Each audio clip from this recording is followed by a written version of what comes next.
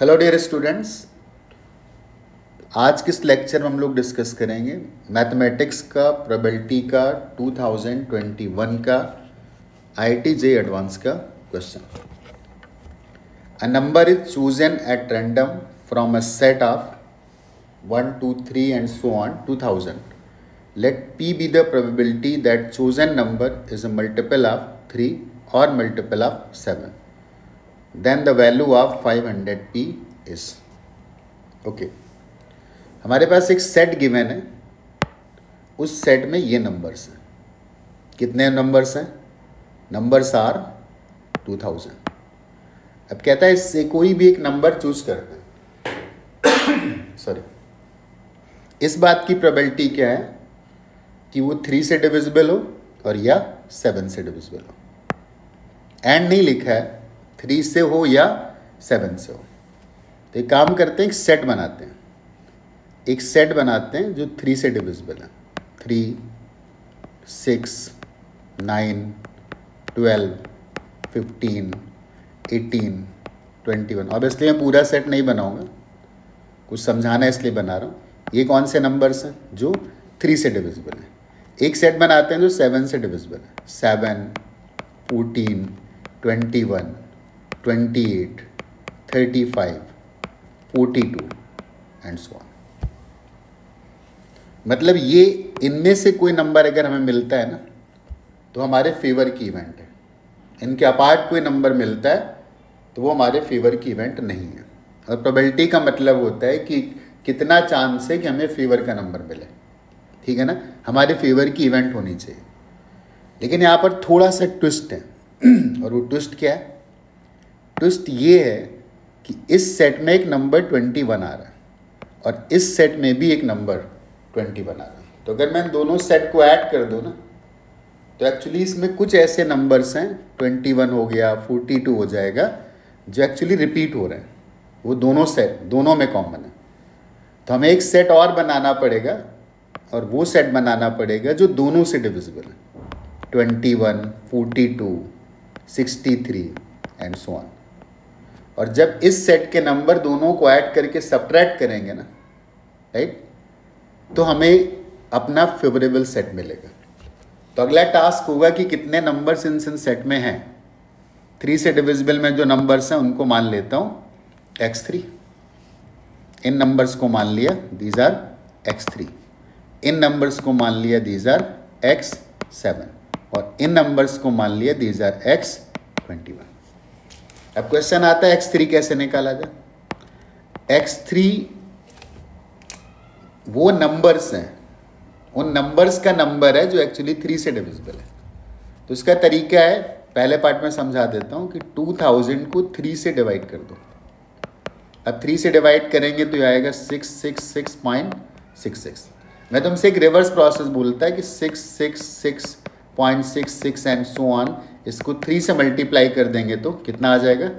2000 आ जाएगा, ठीक है ना। ओके, इसका मतलब 666 से अगर एक आगे का नंबर लेते ना, दैट इज 667, और उसको अगर मैं 3 से मल्टीप्लाई करता तो दिस एक्सीड 2000, और वो हमारे सेट के बियॉन्ड चला जाता, क्योंकि हमारा सेट तो केवल 2000 तक ही है ना। इसका मतलब ये निकल के आया कि जो हमारे सेट का 666 नंबर होगा ना, वो केवल वहाँ तक केवल 3 से डिविजिबल होंगे। इसका मतलब है 666 नंबर्स आर देयर। और चाहो तो कैलकुलेट भी कर लो कि ये नंबर कौन सा होगा। 666 ये वाला नंबर आएगा multiplied by 3 and this is 19। 3 से मल्टीप्लाई करोगे तो इतना आएगा 1998। This is the last number of this set that is divisible by 3। इसका मतलब 3 से डिविजिबल नंबर्स आ गए हमारे पास 60 से। अब डायरेक्टली बाकी सेट के नंबर्स निकाल लेते हैं। 7 से डिविजिबल है तो क्या करना पड़ेगा? 2000 को डिवाइड करो, और 2000 को किससे डिवाइड करोगे? 7 से। 7 से डिवाइड करेंगे कितना आएगा? 285 पॉइंट समथिंग आएगा। इसका मतलब 285th number is the last number of the set that is divisible by 7. 285 number नहीं, 285th नंबर जो आएगा ना, that is last number divisible by 7. इसका मतलब इस सेट में कितने नंबर्स आ गए? 285 नंबर्स आ गए. तो हमें x3 की वैल्यू मिल गई, x7 की वैल्यू मिल गई, एंड x7 इक्वल टू 285. इसका काम हो गया, इसको हटा देते हैं. अब हमें क्या करना है? ऐसे नंबर्स का सेट निकालना है जो 3 से भी डिविजिबल है और 7 से भी डिविजिबल है. तो क्या करेंगे? उसी तरीके से 2000 को 21 से डिवाइड कर दो. अब 21 से डिवाइड करोगे तो कितना आएगा? 9 और 9 189 एंड 5 95 पॉइंट समथिंग. इसका मतलब हमें वो नंबर मिल गए जो 21 से भी डिविजिबल थे, और उन कितने नंबर थे वो?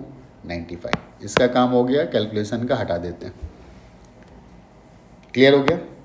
इतने नंबर्स किससे डिविजिबल हैं? 3 से. इतने नंबर्स 7 से डिविजिबल हैं. इतने नंबर्स 21 से डिविजिबल हैं. इसका मतलब ऐसा सेट जो 3 और 7, 3 से या 7 से डिविजिबल है, वो सेट, उस सेट में नंबर्स आ जाएंगे 6 6 6 6 प्लस 285 माइनस 95. ओके, इस नंबर को कैलकुलेट करते हैं. तो 666 प्लस 285 माइनस 95, इनका पहले सम कर लेते हैं. वो आएगा 159. इसमें सबट्रैक्ट कर देते हैं 95.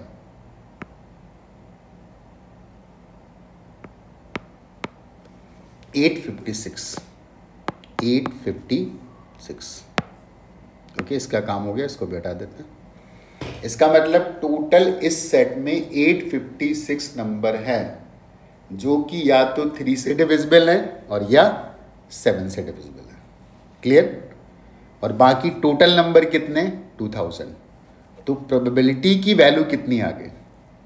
अगर हम इस बात की प्रोबेबिलिटी निकालते हैं कि हमारा नंबर जो है 3 से डिविजिबल हो या 7 से डिविजिबल हो, तो इस बात की प्रोबेबिलिटी आ गई P is equal to 856. Total numbers कितने थे?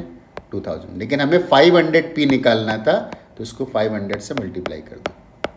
तो 500 से कैंसिल होगा, ये 4 आएगा. 4 से डिवाइड करेंगे तो 214, and 214 is the answer. I hope you